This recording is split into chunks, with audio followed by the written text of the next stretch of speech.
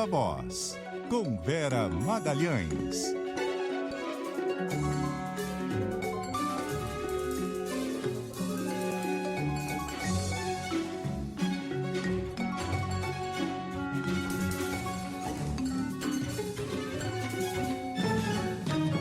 Vera Magalhães, boa noite, tudo bem?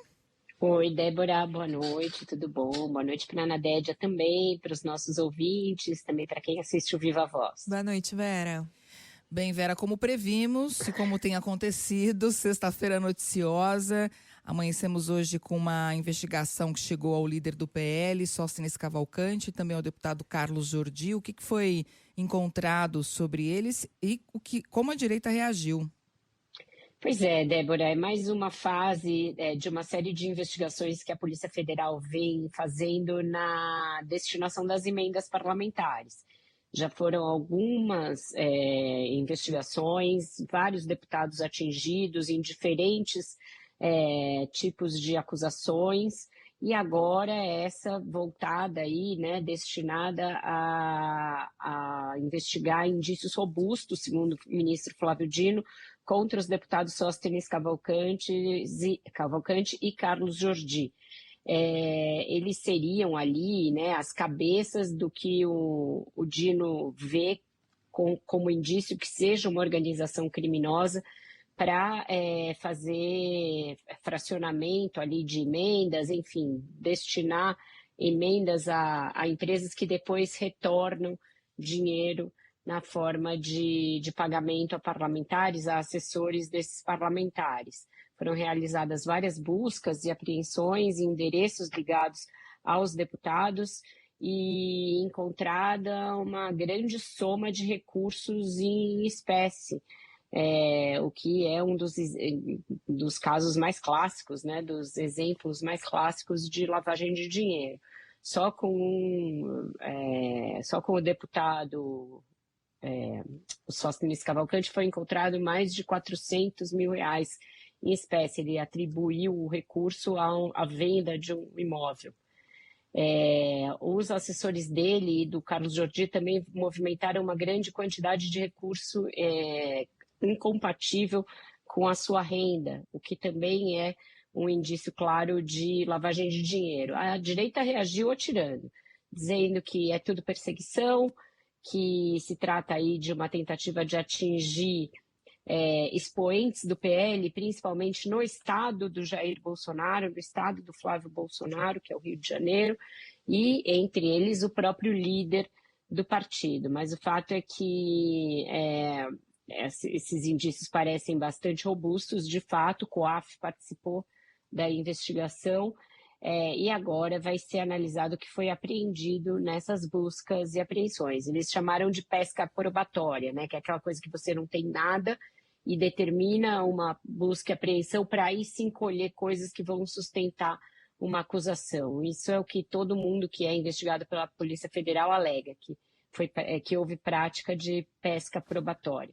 Mas se foi isso, é uma pesca daquela que você vai e pesca um atum daqueles gigantes em alto mar, porque é muita coisa que foi encontrada e isso certamente vai ter novos desdobramentos. E apesar da apreensão, em mais de um sentido, foi dia de trabalho no Congresso, aprovou o orçamento plena sexta-feira. Quais os destaques, Vera? É isso, além dessa apreensão de valores e de outros documentos, existe esse temor, né? Apreensão no sentido de temor do que pode vir por aí, porque durante essa semana também foi atingida ou foi semana passada já, a assessora do ex-presidente da Câmara, Arthur Lira, e ela pode respingar em muitos outros deputados. Ainda assim, na DED eles trabalharam nessa sexta-feira, aprovaram o orçamento, um orçamento que, ao mesmo tempo, prevê um superávit, né, como a gente já sabia que viria, porque isso está no arcabouço fiscal. Então, o superávit ficou ali em 34 bilhões para o ano que vem, 34 bilhões e 500 milhões, e eles inflaram bastante o valor das emendas parlamentares. Emendas em 2026 vão somar 61 bilhões de reais, muito dinheiro. E como tem um prazo que você pode pagar a emenda no ano que vem por causa da lei eleitoral, é quase uma avalanche de recursos no primeiro semestre na forma de emendas. E a gente está vendo aí uma série de escândalos ligados à execução das emendas parlamentares, à falta de transparência dessas emendas. Então, imagino que o governo vai vetar uma parcela desses recursos, principalmente porque foi tirado dinheiro de programas do governo para custear essas emendas. E o Lula tem dito que quer que o ano que vem seja o ano das entregas. Então, certamente não vai querer tirar recurso do Pé de Meia, que é um dos programas ali icônicos desse mandato, um dos que vão para o palanque, para inflar ainda mais emendas parlamentares. A gente sabe que já tem um grande volume que é de emenda impositiva, que o governo nem pode cortar, mas né, nesse valor em que os volumes foram majorados, eu imagino que vai vir vetos do presidente, e o Palácio estava falando isso mais cedo quando eu falei com duas fontes de lá. Então, vai ter briga pelo orçamento. Eu acho que vem aí uma disputa para o governo tentar restabelecer aquilo que ele próprio tinha mandado para o Congresso, porque é ano eleitoral e não quer brincar com isso, não quer fazer com que os seus programas fiquem desidratados para inflar emenda de parlamentar. E essa semana também foi bastante agitada no Legislativo. Teve cassação de mandatos, PL da dosimetria aprovado. Qual foi o saldo para o governo e para os parlamentares, Vera? Para o governo, não acho que tenha sido muito bom, Débora. Aquele mal-estar que ficou com a impressão de que o governo deixou passar a aprovação do PL da dosimetria para aprovar os seus projetos de interesse da agenda econômica, isso causa um desgaste para o Lula, causa um desgaste junto ao Supremo, causa um desgaste junto ao seu próprio eleitorado, que tem na condenação do Jair Bolsonaro uma coisa importante desse ano e ficou muito decepcionado com o fato disso ter, poucos meses depois, sido já negociado em troca de uma dosimetria menor.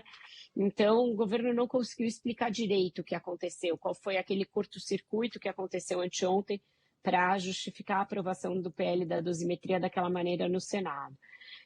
Acho que isso ainda vai custar ao Lula algumas explicações e vai custar a ele a obrigação de vetar.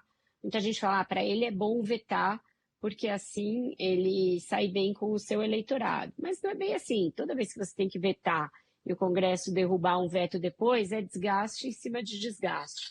Então, o melhor teria sido o governo tentar articular a não aprovação desse projeto, mesmo porque a pesquisa mostrou depois, né, a pesquisa Quest, que não tem esse clamor popular por uma nova pena para Jair Bolsonaro, que não existe isso. Então, teria valido mais a pena brigar antes da aprovação do projeto. Então, acho que o saldo é negativo para o governo.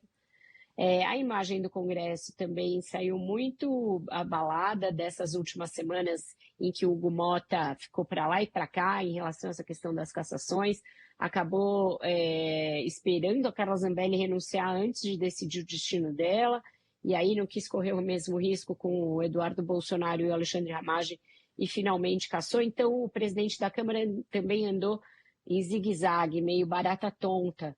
Então acho que o saldo não é bom nem para o Executivo e nem para o Parlamento, mas o fato é que conseguiram aprovar um monte de coisa na Bacia das Almas dessas duas últimas semanas. Muitas delas não têm relação uma com a outra, são contraditórias entre elas, mas aprovaram. A pauta vai quase zerada para 2026. E tivemos a nova fase do escândalo do INSS, que dessa vez chegou mais perto da família do presidente. Qual o estrago para o PT e para o próprio Lula, Vera? Eu acho que são grandes, Nadege. A minha coluna de hoje no Globo é a respeito disso, né? O Lula vinha comemorando terminar o ano no 0-0. Ele chegou dezembro de 2024 e dezembro de 2025 praticamente igual. E esse igual é um 0-0 mesmo, porque a aprovação e a rejeição ao seu governo são rigorosamente as mesmas. Com isso, ele esperava entrar no ano eleitoral com a folga de poder fazer valer os programas importantes da economia que foram aprovados nesse ano, como a reforma do imposto de renda e o programa de luz subsidiada para quem ganha menos, que são bastante elogiados nas pesquisas e podem ser ali puxadores de voto para ele. Mas, vindo um escândalo de corrupção com a citação ao nome do seu filho, Lulinha, que já apareceu em escândalos do passado, isso põe uma certa pá de cal nessa estratégia. E pode, sim, causar estrago na avaliação do presidente já na largada do ano eleitoral. Essa ideia de que o PT flerta com a corrupção e de que o Lula é conivente ou condescendente com a corrupção, isso já vem de muito tempo, ficou muito forte na Lava Jato e não deixou de existir com o fato da Lava Jato ter sido anulada em quase toda a sua extensão. Isso ainda persiste no eleitorado, isso ainda é uma das maiores razões de rejeição ao Lula e ao PT. Então, um escândalo que tem sindicalista, família do presidente, central sindical, não é nem um pouco favorável e vai exigir uma dedicação da parte de comunicação do governo e também da política para que não chegue ainda mais perto do Lula e não cause ainda mais estrago para ele na largada do ano eleitoral. Vera, a pesquisa Quest mostrou o Flávio Bolsonaro como o oposicionista mais bem posicionado para enfrentar Lula no segundo turno. Como a esquerda e a direita reagiram a esses números? A direita um pouco decepcionada, porque acho que eles gostariam que ele largasse pior para que pudessem fazer apelos ao Bolsonaro pai pela escolha de outro nome, né? Então tinha esse movimento por parte do Ciro Nogueira, do Antônio Rueda, do União Brasil, de setores do próprio PL, do Gilberto Kassab ali, que é também um outro entusiasta da candidatura do Tarcísio de Freitas, e com o Flávio Bolsonaro aparecendo na pesquisa no empate técnico, mas um pouquinho ali na frente, algum bigode na frente do próprio Tarcísio e dos outros candidatos, isso desencoraja e torna um pouco difícil de você chegar para o Bolsonaro e falar, olha, seu filho não emplacou, porque ele, num primeiro momento, emplacou. A dúvida deles é se ele tem capacidade de chegar lá na frente e ganhar do Lula, na hora em que o eleitor, que não é nem Lula nem Bolsonaro, olhar Lula ou Flávio Bolsonaro, o que ele vai escolher? E o temor desse centrão é que a rejeição do bolsonarismo seja maior que a do Lula. Então, uma certa decepção que se refletiu também nos resultados do mercado, da Bolsa ali, ao longo dos dias. E na parte do governo, eles não acusaram o golpe. Não acusaram o golpe com o fato do Flávio Bolsonaro ter registrado 36% num segundo turno contra o Lula. Disseram que isso era esperado, que isso estava em linha com o que as pesquisas do próprio governo já mostravam, que o Flávio Bolsonaro tinha já largado bem, que o eleitorado de direita tinha tomado conhecimento da escolha do Jair Bolsonaro pelo nome do próprio filho. Então, isso daí eles disseram que era esperado e que é bom enfrentar o Flávio Bolsonaro. O governo considera que é positivo enfrentar o filho do presidente por essa associação direta com o bolsonarismo, com tentativa de golpe, com o fato do Bolsonaro estar preso. Acham que é uma campanha que torna as coisas mais nítidas e permite ao Lula classificar o Flávio como um radical de extrema-direita, etc. Então, torna o trabalho de alcançar o eleitor de centro mais fácil para o Lula. Muito bem, semana resumida aqui no Viva Voz. Bom fim de semana, Vera.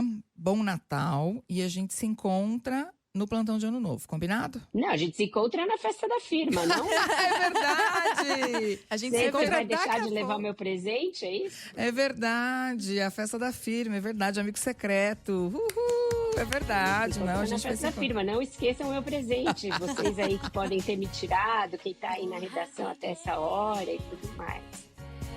Beijo, Vera. Então até mais tarde. Até mais. Tchau, Beijo. tchau.